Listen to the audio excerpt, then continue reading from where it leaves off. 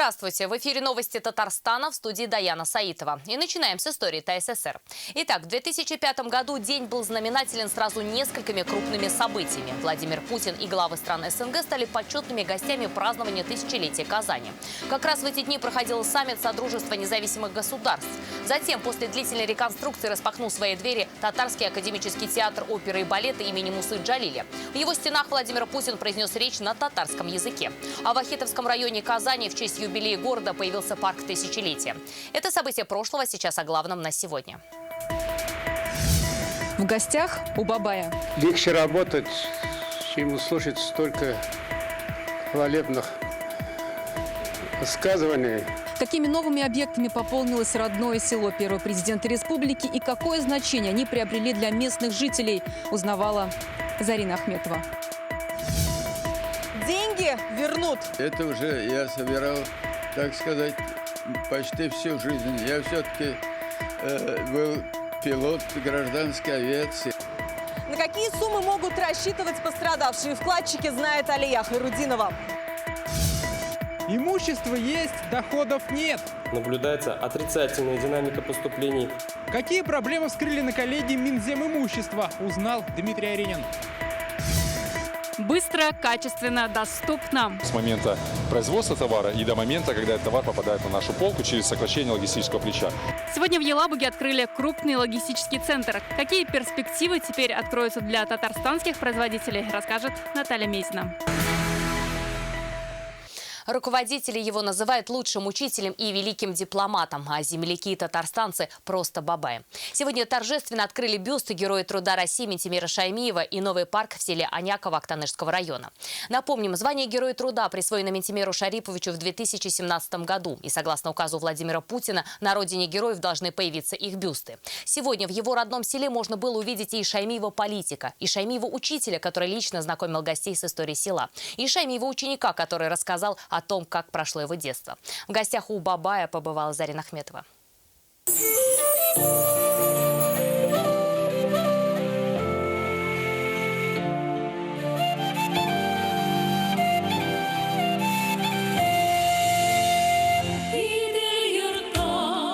Родное село первого президента республики, улица имени Минтимира Шаймиева. Сегодня на площади, пожалуй, все жители Анякова и соседних деревень. Для каждого это событие особое. Бюст Герою труда Российской Федерации Минтимиру Шариповичу Шаймиеву объявляется открытым.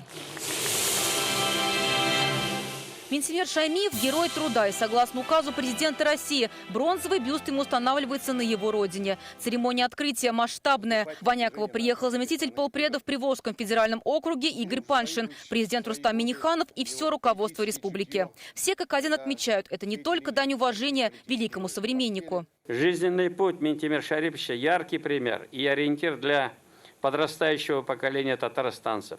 Именно на таких примерах мы должны воспитывать молодое поколение настоящих патриотов. Не как президент, а как просто гражданин республики. Минтимир Шарипович – это наш учитель, это наш наставник. Все мы вот здесь, руководство республики, мы воспитывались на примере Минтимира Шариповича. И мы ему искренне благодарны. Без башья Минтимир Шарипович знал, да. Сизга биг зур рахмат.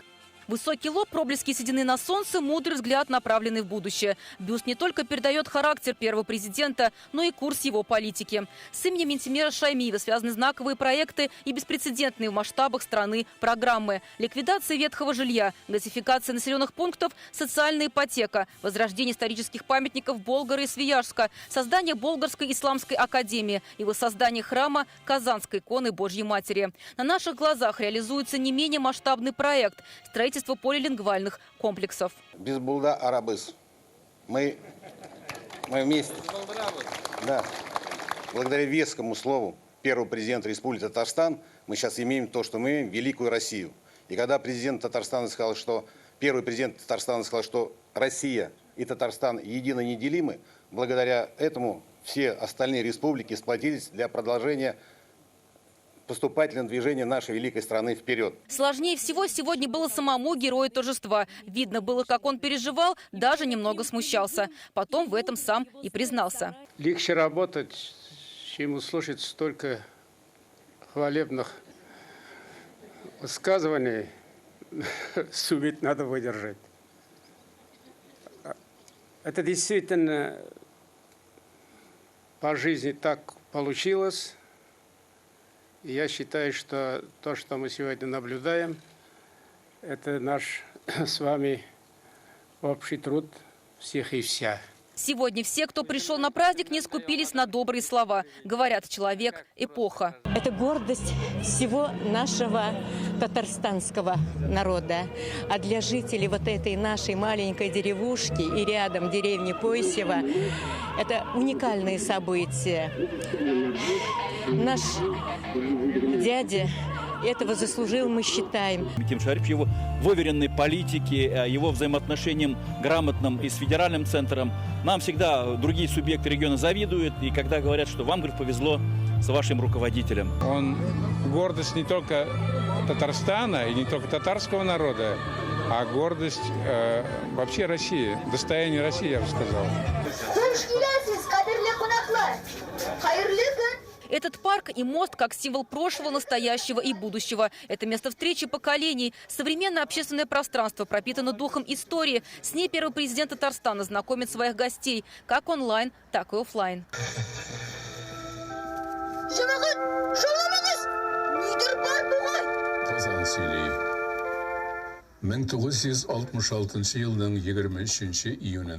И все на фоне живописной природы села. Здесь приплетаются наука и спорт, экология и культура. Будто в центре села не просто парк, а образ самой республики, где каждый чувствует себя как дома. За 100 лет это единственный человек, руководитель республики, который был награжден званием Героя труда.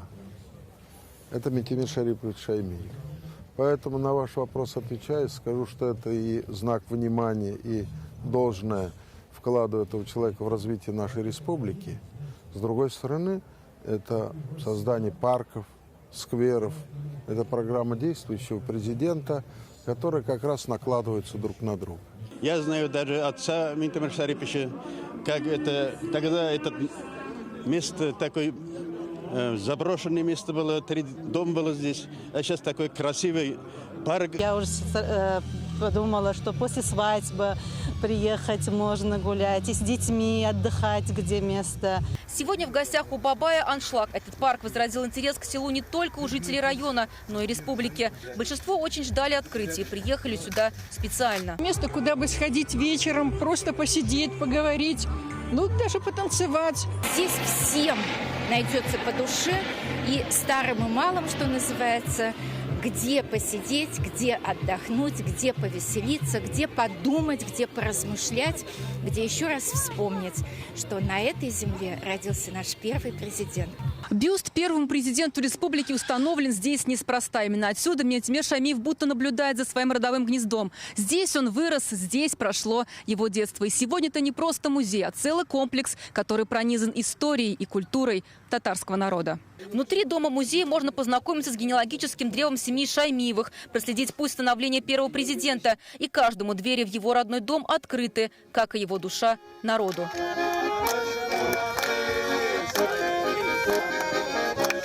Зарина Ахметова, Марат Зайдуллин, Ринат Сафин, ТНВ, Актанышский район. Наш телеканал церемонию открытия сегодня транслировал в прямом эфире. Ее увидели не только жители Татарстана и России, но и всего мира. Охват аудитории ТНВ больше 60 миллионов человек. В Актаныше работал передвижной спутниковый передатчик. Это 12 камер. Снимали как с земли, так и с воздуха. Таким образом, крупнейший телеканал республики отметил свое 18-летие. 26 августа считается днем рождения ТНВ. Сегодня это один из ведущих вещателей крупнейших медиахолдингов страны. Он включает в себя такие телеканалы, как «Татарстан», «Новый век», ТНВ «Планета», «Шаян ТВ», «Майдан ТВ», а также радиостанцию «Болгар» и интернет-портал. Ветеран Великой Отечественной войны, казанский летчик Рашид Ибрагимов снова начал жить с мечтой купить квартиру побольше. Накануне он и другие пострадавшие вкладчики банков-банкротов узнали, что получат еще по 300 тысяч рублей. Выплаты начнутся с 1 сентября. Решение накануне озвучил президент Татарстана. В полном же объеме деньги вернут пострадавшим ветеранам Великой Отечественной войны. Таких по Татарстану оказалось 4. Все подробности у Али Харудиновой. Вот эта квартира я хотел поменять. на двухкомнатные. На свою мечту легенда авиации Татарстана Рашид Ибрагимов копил всю жизнь. Все рухнуло ровно 4 года назад, когда обанкротились Татфонбанк и Интехбанк. Ну, я, конечно, был растерян, потому что оставалось всего лишь одна неделя, точнее 60 дней, и я должен был получить свои сбережения. Тогда пострадавшими оказались более 20 тысяч физических и юридических лиц. В мае 2017 года по решению президента Рустама Минниханова был учрежден фонд поддержки. До июля прошлого года от вкладчиков было получено 7,5 тысяч заявлений. Выплаты уже получили 6101 заявитель, а это 2 миллиарда рублей. Причем 55% из них вернули свои деньги в полном объеме. После реализации 7-го этапа выплат их количество увеличится на 13%. Другими словами, деньги могут вернуть полностью без малого 4,5 тысяч человек. Мы им выплатили по 500 тысяч рублей вот за это время, фактически за 1,5 года. И с учетом наполняемости фонда поняли, что средства еще есть, и было принято решение, что еще по 300 тысяч рублей мы выплатим. Новым этапом поддержки будет охвачено 3000 заявителей. В общей сложности им выплатят 662 миллиона рублей. Но есть и те, кто так и не заявился в фонд поддержки. Где-то около 40% вкладчиков, которые остались в банке Татфонд Интех, у них остаток вклада менее 50 тысяч. Видимо, они просто решили, не заморачиваться там с такими суммами. Чтобы получить выплату в 300 тысяч, не нужно никуда ходить. Тем, кто успел подать заявление и попал в реестр, деньги перечислят автоматически. Выплаты начнутся с 1 сентября. Алия Хайрудинова, Ильшат Мухаметов, ТНВ, Казань. Более чем в 70 селах республики скоро появится высокоскоростной интернет. Об этом сегодня сообщили на коллегии Минцифры Республики. К тому же его к 1 сентября получат и более 1000 школ Татарстана. Что еще предстоит сделать для того, чтобы устранить цифровое неравенство и построить крепкую цифровую инфраструктуру? Это и не только услышал Рамиль Шайдуллин. Этот сканер анализирует каждого человека. Кто зашел, кто вышел, над людьми загораются цифры. Так сегодня посетителей встречает IT-парк. Чтобы мы могли фиксировать людей, которые заходят в наше учреждение с превышением температуры. В инновационном центре сегодня первая после пандемии коллегия Минцифры Республики. Среди тех 5 целей, которые установлены указом президента, 5-я цель, она же и последняя в этом указе, цифровая трансформация. Для этого в республике развивается региональный проект «Цифровая инфраструктура». В его рамках, построив базовые станции связи, автодороги республики сделали практически полностью охваченными сотовой сетью. Социальные объекты Татарстана подключили к широкополосному интернету. Преимущества расположенные в сельской местности, и в которых ранее интернета не было совсем, либо его скорость была минимальной. Менее чем за 3 месяца высокоскоростной интернет пришел и в 1045 школ республики. 546 из них снабдили по программе «Цифровая экономика» 499 по поручению Рустама Минниханова. Для этого за полгода ко всем школам провели высокоскоростные линии. И вот сейчас мы можем говорить о том, что сам ВОЛС, он и коммутаторы, они доведены до всех 100% школ. Это значит, что уже с сентября быстрым интернетом будут пользоваться 447 тысяч учащихся. Мало привести интернет в школы. Важно, чтобы еще был развитый Wi-Fi. В октябре во всех школах абсолютно, будь то 50 учеников, будь то там 1500 учеников, будет полноценная Wi-Fi сеть. Сегодня, подводя итоги первого полугодия, Минцифры и крупнейшие игроки рынка связи заодно обсуждают, куда в республике двигаться дальше. С одной стороны, нужно покрыть Татарстан высокоскоростным интернетом по проводу, с другой – по воздуху. Для тестирования 5G в Татарстане определены 5 пилотных зон. Для развития 4G готова вся республика. Этот сигнал должен прийти даже в отдаленные села. До конца года мобильная связь появится еще в 14 деревнях республики. Рамиль Шайдуллин, Александр Лобанов, ТНВ, Казань. У татарстанских производителей появился шанс попасть на прилавки одной из крупнейших федеральных торговых сетей. Сегодня в Елабуге открылся их логистический центр. Оттуда продукты будут поступать более чем 600 магазинов Татарстана. Новый центр открыл премьер-министр Алексей Песошин. Что теперь изменится для покупателей и местных поставщиков, расскажет Наталья Мезина.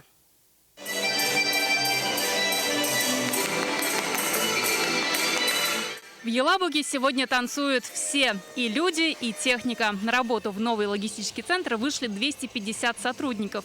Машинист Сергей Абашев переехал из Ижевска, чтобы устроиться сюда. Говорит, зарплата выше, а график удобнее. Мы сейчас работаем здесь вахтовым методом, то есть 14 дней здесь, 14 дней дома. Меня это очень даже устраивает, потому что даже можно еще, грубо говоря, где-то вот подработать в это время. На 18 тысяч квадратных метров работы много. В распределительном комплексе хранится все, что продается в сети магазинов. За сутки через центр проходит 1500 тонн продуктов.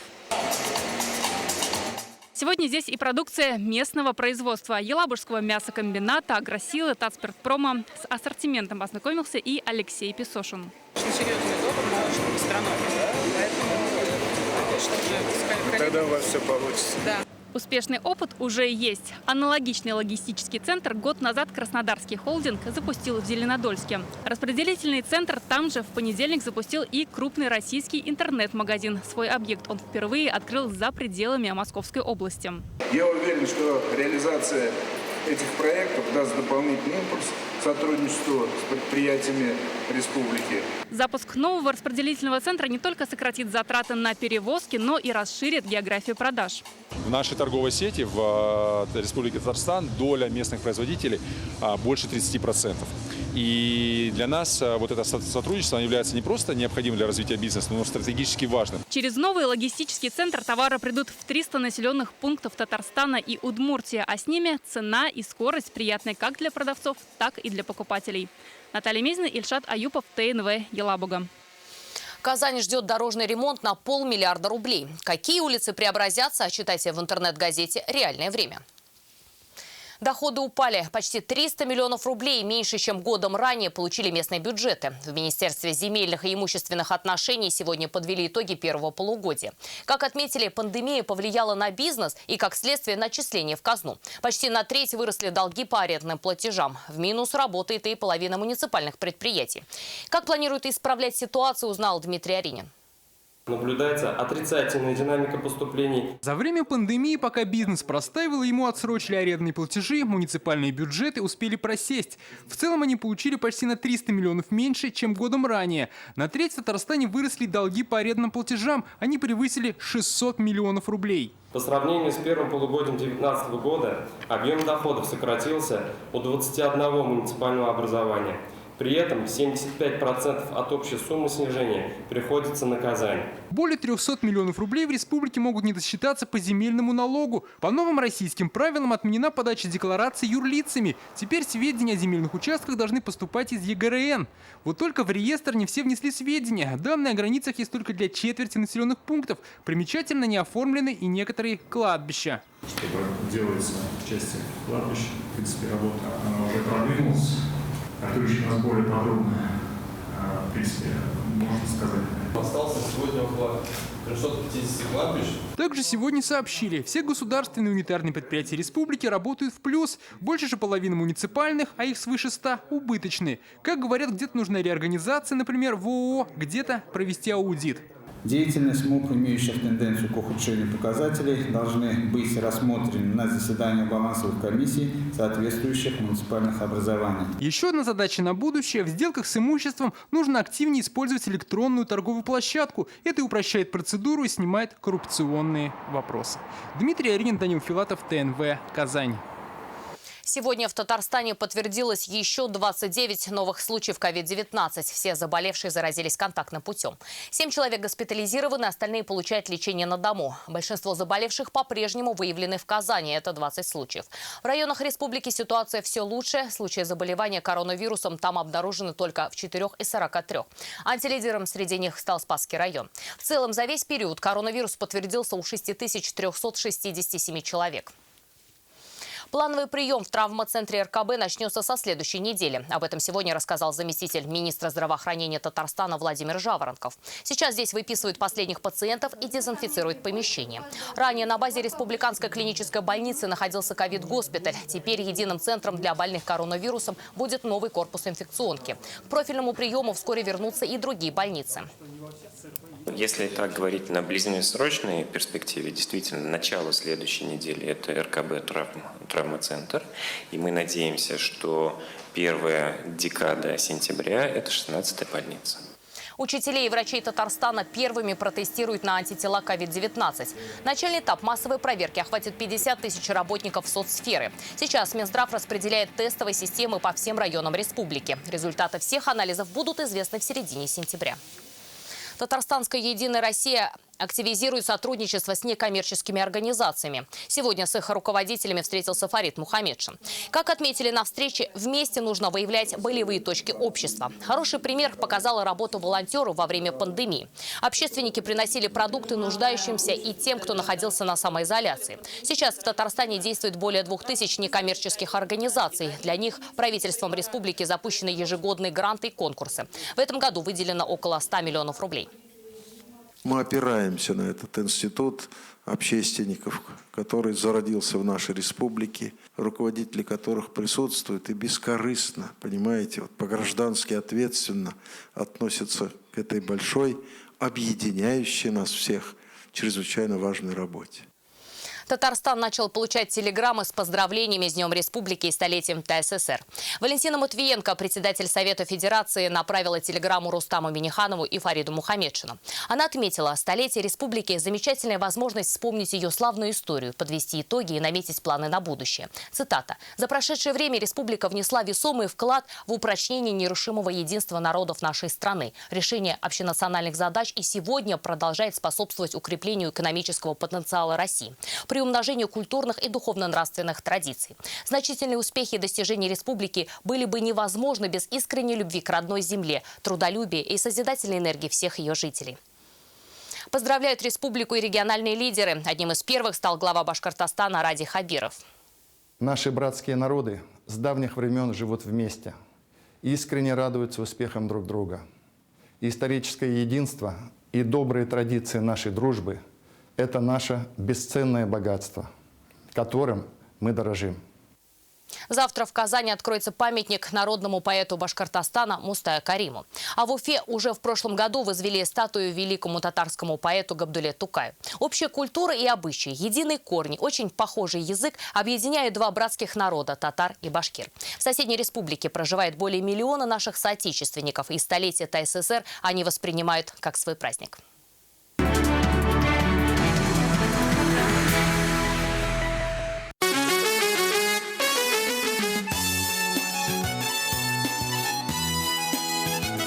Уфа – столица Башкортостана. Этот регион на западе граничит с Татарстаном. Две братские республики, коренные народы которых когда-то жили в едином государстве и вместе строили великую империю – Золотую Орду. Большая часть татар, они здесь формировались как часть народа татарского.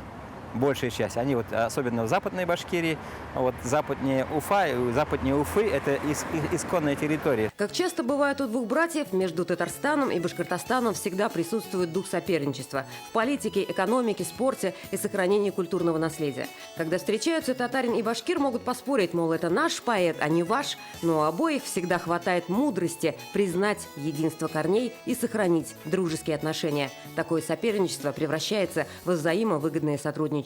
За последние 2 года отношения между двумя братскими республиками заметно стали еще ближе и добрее. Многие и общественные организации, и народные ансамбли, коллективы получают и финансовую поддержку в виде грантов Министерства культуры Республики Татарстан. Татарстан за последние 30 лет совершил сумасшедший прорыв в науке. Если ранее, так сказать, Башкортостан славился, так сказать, передовыми технологиями, то сегодня Татарстан ушел гораздо вперед. Между двумя республиками достигнуты эффективные торговые и экономические взаимоотношения. В Уфе работает татарский театр «Нур». Возле него в прошлом году в рамках Дней Татарстана в Башкортостане возвели памятник великому поэту Тукаю. Нас объединяет не только культура, обычаи и похожий язык. Даже у сильных соперников, как Акбарс и Салават Юлаев, есть что-то общее – зеленый цвет на спортивной форме. И практически каждому известно, что среди народных и заслуженных артистов Татарстана много татар-башкирий.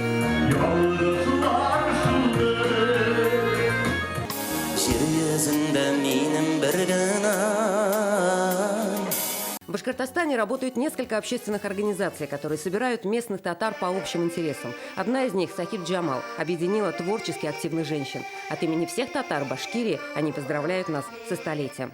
Ваша республика – это наша республика, это наш маяк, наша душа, наше сердце. Мы вас очень сильно любим. Светлана Спирина, Гульнас Мирхалилова, Милюша Латыпова. Башкортостан, Татарстан.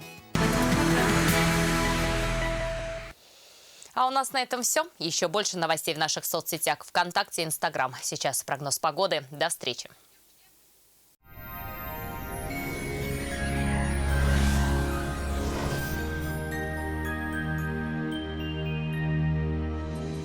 Здравствуйте! В студии София Егорова.